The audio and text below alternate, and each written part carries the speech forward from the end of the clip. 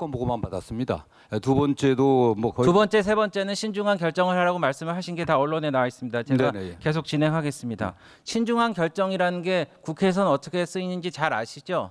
뭐 아니라는 얘기입니다. 어쨌든 뭐 동의 받아들이는- 아니면은 그 받아들이는 신중한 거에 검토라는 거는 하지 의지가 말라는 되는 것 얘기고요. 같습니다. 이재명 대통령도 저렇게 말씀하셨습니다. 긍정적으로 검토해 보겠다.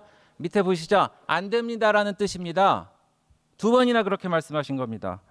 그래서 사실상 지휘권을 행사하셨는데 검찰총장에게만 특정 사건을 서면으로 하게 돼 있는 법과 정면 배치됩니다. 위법한 거 아닙니까?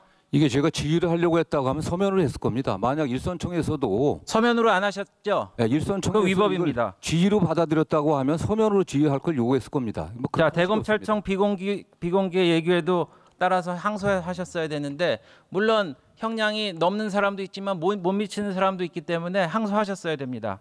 다시 묻겠습니다. 왜 대장동 사건 항소에 반대하셨습니까?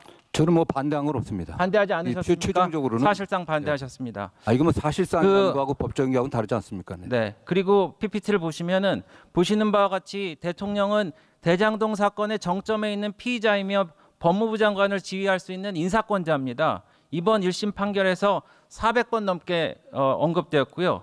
이번 항소 포기의 최대 수혜자가 사실상 누구라는 것은 국민들이 압니다. 대통령에 대한 재판은 지금 멈춰 있습니다. 1심 결과대로 특정경제가중처벌법과 이해충돌방지법이 벗어난다면은 업무상 배임만 남고 업무상 배임도 민주당이 지금 법을 없앤다고 하지 않습니까? 그럼 대통령 완전히 무죄가 됩니다. 이게 최대 수혜가 아니면은 누가 최대 수혜자라고 말씀하십니까? 일방적 주장 같습니다. 판결문 그리고 제가 한번 물어보겠습니다.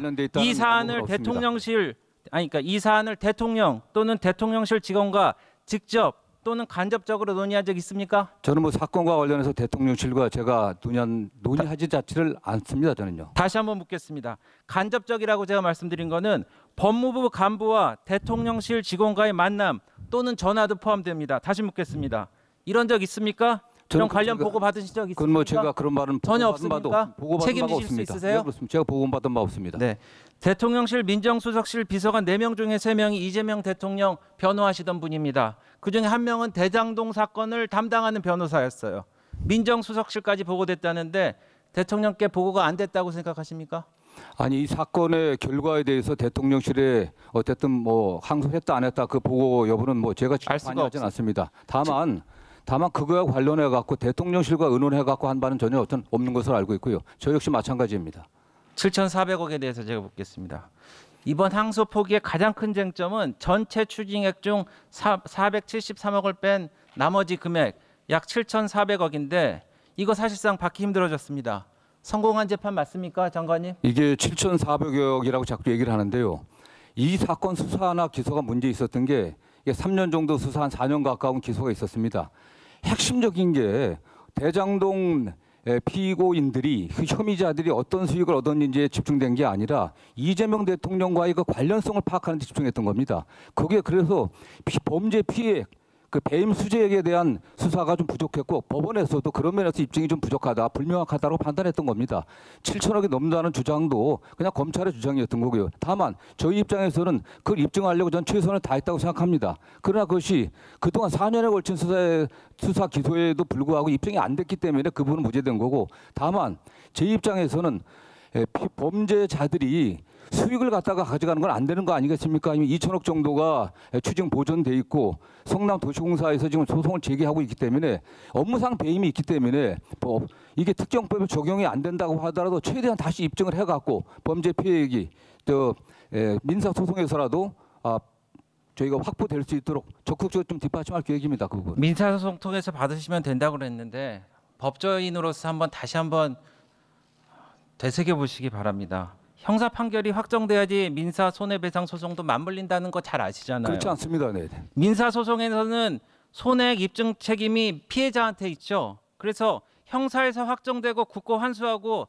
이를 민사 피해 당사자한테 돌려주는 것이 피해 구제를 가장 신속하게 정확하게 하는 방법입니다. 지금 성남도시공사가 5억 1천만 원을 청구를 했는데 이게 13개월째 멈춰 있습니다. 공사 측에서 뭐라 그런지 아세요? 이 금액이 사업 전반에서 추정되는 전체 손해액을 반영한 것은 아니며 향후 형사재판 결과에 따라서 청구액을 확정할 여지가 있다고 했습니다. 이 공사에서는요, 이 사업 관련해서 약 4,895억 원의 규모의 손해가 발생됐다는 검찰 기소의 내용을 인용했습니다.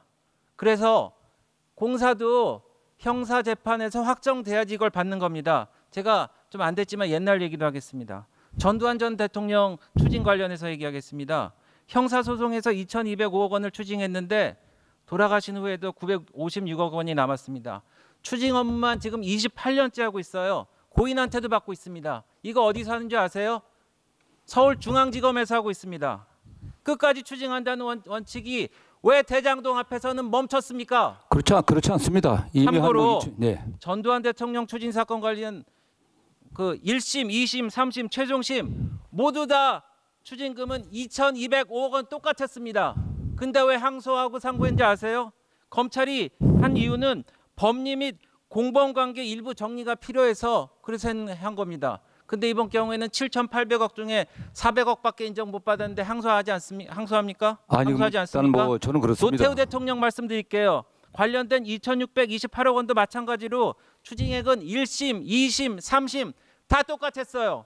근데 검찰은 항소하고 상고했습니다. 그때 검찰하고 지금 검찰하고 다릅니까? 아니 그래갖고 지금 서울중앙지검하고 달라진 바가 있습니까? 지금 서울중앙지검하고 없습니다, 이게. 다릅니까? 아니 1심에서 그렇게 판결이 났다고 해서 1심 법원 판결은 전부 잘못된 거기 때문에 항소심에서 저는 그렇습니다.